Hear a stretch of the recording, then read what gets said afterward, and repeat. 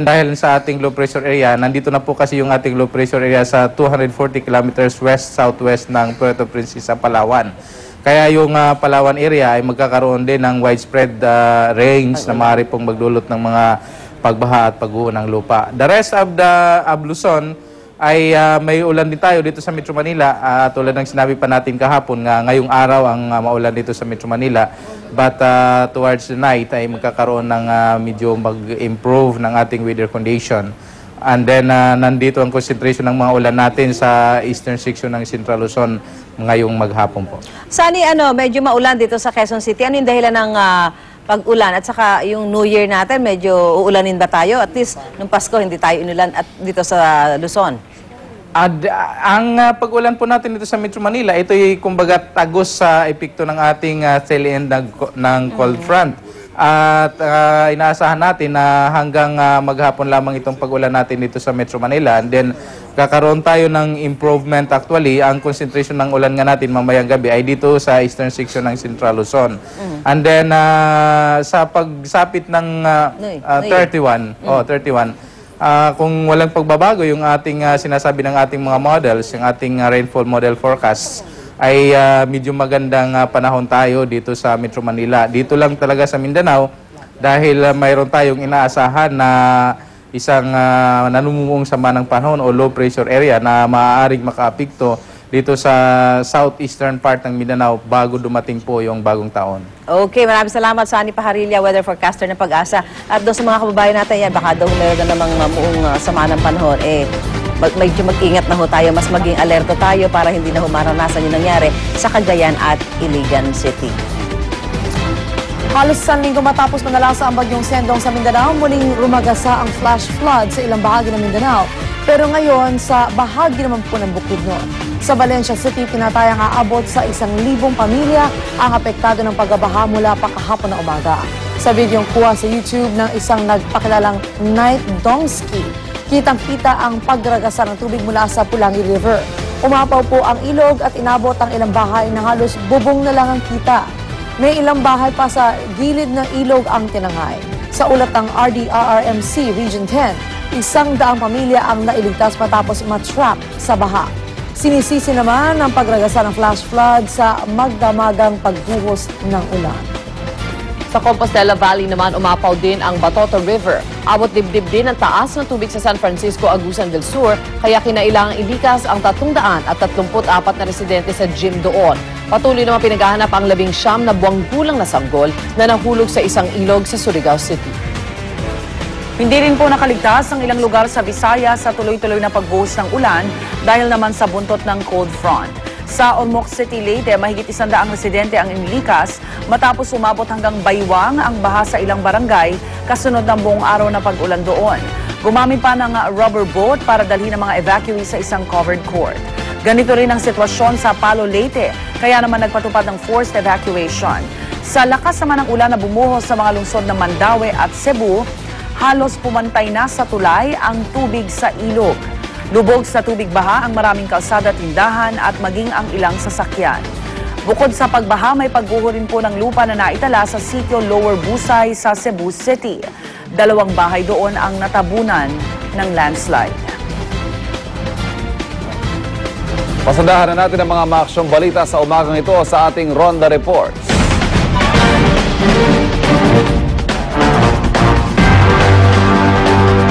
Ronda Report mula sa Mandaluyong, isang sunog ang sumiklab sa ikalawang palapag ng isang gusali sa Bonnie Avenue kanina madaling araw. Dahil sa sunog, agad pinalikas ang ilang pasyente sa katabing ospital nito. Yan ang Ronda Report ni Jay Sabale. Jay. Ivan, sa gitna ng pag-ambon kanina, umabot sa ikatlong alarma ang sunog sa ikalawang palapag na commercial building sa 607 Bonnie Avenue, Mandaluyong City. 1:40 na madaling araw kanina. Mabilis naman nakaresponde ang mga bombero sa sunog. Binugahan agad ng tubig ang nasusunog na gusali. Muntikan nang masunog ang isang mag-anak na tumutuloy sa building. Buti na lang at nawasak ang padlock ng gate ng mga bumbero para tuloy makalabas ang mag-asawa at 3 anak na bata. Dumating sa lugar sa Mandaluyong Mayor Benhur Avalos upang tignan ang sitwasyon. Katabi kasi ng nasusunog na building ang Mandaluyong City Medical Center. Dahilan para ilikas sa mahigit 100 pasyente papunta sa emergency room upang di mabiktima ng usok. Tuloy ang napula ang sunog pasado 2:30 na madaling araw. Hinatayang nasa 400,000 pesos ang halaga ng pinsala. under investigation pa ang sanhi ng apoy. Ivan? Maraming salamat, Jay Sabale. Samantala, sa Enero pa ho magsisimula ang impeachment trial ni Supreme Court Chief Justice Renato Corona, pero ngayon pa lamang ay nagpapahanap na raw si Pangulong Noynoy Aquino na magiging kapalit ni Chief Justice sakaling maalis siya sa pwesto. Yan ay ayon mismo kay Presidential Spokesperson Edwin Lacerda. Pero paglilinaw ni Lacerda, bahagi lamang daw ito ng kanilang preparasyon kung sakaling mapatunayan sa korte ang mga aligasyon laban kay Corona. Batay sa saligang batas, ang Judicial and Bar Council ang magsusumite sa Pangulo ng mga nominee sakaling may mababakanteng posisyon sa Korte Suprema. Kumpiyansa naman ang pinuno ng defense team ni Corona na si Retired Associate Justice Serafin Cuevas na hindi mako-convict ng impeachment court ang punong mahistrado. Abang-abang dahil magagaling na abogado na. Maglalaban lang. Tawag na doon yung mga battle of Best of the best. What did they say in about a month? Lahat ng mga veterano. In about a month daw, January. may decision na sila, once they start, parang gano'n, sabi nila, ang assessment nila yata mga isang buwan. Depende kasi nga, sabi nga kasi. Isang buwan na Kasi nga doon, mga dokumentado na, kumbaga, nandiyan na yung mga documents, gano'n. Pero dun sa sinumite ni Chief Justice Renato Corona no, sa Senado, for the yung Congress, no, kine-question din dahil wala daw pirma. So, pwedeng kailangan pag-aralan. Sa verification, yun yung kina-question nila. Well, after New Year, magiging busy na lahat. Ayun din. Balik They have all the ways para pahabain ng pahabain yung trial. Tulad nga na lagi nila sinasabi, hindi naman judicial process yun, it's a political process. Kaya Yes. hindi rin natin Numbers matatansya kung hanggang saan matutulungan ng mga abogado ni Chief Justice yung kaso niya.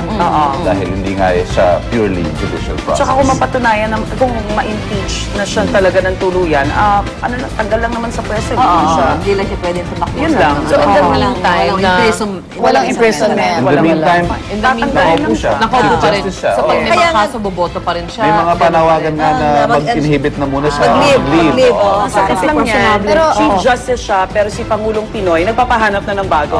Listahan ng shortlist. Hindi naman nalaanan. Parang assured na. pero kasi para kay Chief Justice Corona, ang kanyang, siyempre, inaalagaan yung pangalan niya dahil yung lahat ng Rose up the integrity ranks, niya, lahat tapos nakasalalay doon eh. Lahat talaga ilalabas about him. Mula sa pera sarili niya hanggang dito at kumbaga absuelto siya. Hindi napakaganda naman sa kanya, di ba? Sana Samantala, magka-due kalahati milyong piso. Yan po ang inaprobahang pabuya ng Department of Interior and Local Government sa sino mang makapagtuturo sa kinaroroonan ni retired Major General Jovito Palparan.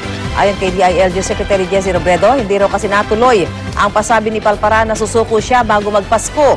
Hiniling naman ni Palparan sa kanyang inihaing omnibus motion sa Malolos RTC na bawiin ang warrant of arrest at hold departure order laban sa kanya dahil hindi naman daw nagsagawa ng preliminary investigation ukol sa kaso niyang kidnapping at serious illegal detention. Nahaharap si Palparan na naturang kaso kaugnay sa pagkawala ng mga estudyante ng University of the Philippines na sina Karen Empeño at Sherlyn Cadapan. Saan siya nakatingin? Wala siyang preliminary investigation. Oo nga, parang sa Mountain Matatakot ka talaga kung ganun picture na ilalabas sa'yo, di ba? Wala pala siyang preliminary investigation. I mean, sayang naman ko yung kaso na to kung mati-technical dahil hindi na naman na-follow yung Meron naman sa mga legal, yun nga, parang pwede naman niyang i-ano sa Pero I'm korte. sure may parang makikita si Secretary De Lima. De Lima, oo. At nasaan siya kasi kung talagang, di ba, wala naman siyang anything to do with it, yung sa kaso, hindi lumabas siya. Pakita siya. At sana tumingin siya dun sa Kasi parang sa anak ay tinatawag ko. Stolen shot. Stolen shot. Hindi niya alam na kukunan siya. Akala ko sa airport yun, pag ano siya, alam ko Oo nga, nandiyan kaya na nga, sa airport magaling yun. At balitang sports naman po tayo, posibleng sa Antarctica na ang na magbagong taon ang Pinoy mountaineer na si Romy Garduce sa pagpapatuloy ng kanyang pangarap na akyatin ng 7 matataas na bundok sa iba't ibang kontinente ng mundo. Ngayong linggo kasi tutulak na siya at ang kanyang grupo sa pag-akyat sa pinakamataas na bundok sa Antarctica, ang Vinson Massif. Sa Chile na rin nagpasko si Romy at ang kanyang kasamahang si Levi Nahayangan kung saan nag-aanda sila sa pagpunta ng Antarctica. Sa gitna ng pangungulila sa Paskong Pinoy, inaliw nila mga sarili na sa pagpunta ng ilang tourist spot gaya ng Penguin Colony sa Punta Arenas at sa Strait of Magellan. Wow. Not bad naman ang pampalipas ng ninyo, guys. Not bad. Tsaka Nagkakabalita ako, meron din silang mga pinuntahang mga Pinoy pala doon sa area kung nasaan sila. Nakipasko sila, di ba? Nakipasko sila. Masaya din. pa sila. Yes. Nakilala lang nila on that day, di ba? Yes. Oh, wow. Para lang sila mga itik, ano? Para lang sila mga Normal na normal sa Ilang kanila. araw kaya yung aakyat nilang yan? Oo nga, no? Para ma-reach yung summit. Galing. Iba talaga pag may partner ka rin. Garduce pala. Garduce, ano Ayan, Garduce? ayan. Nagawa kang Ayan, Talyano si oo. Garduce. Taga doon sa Chile talaga.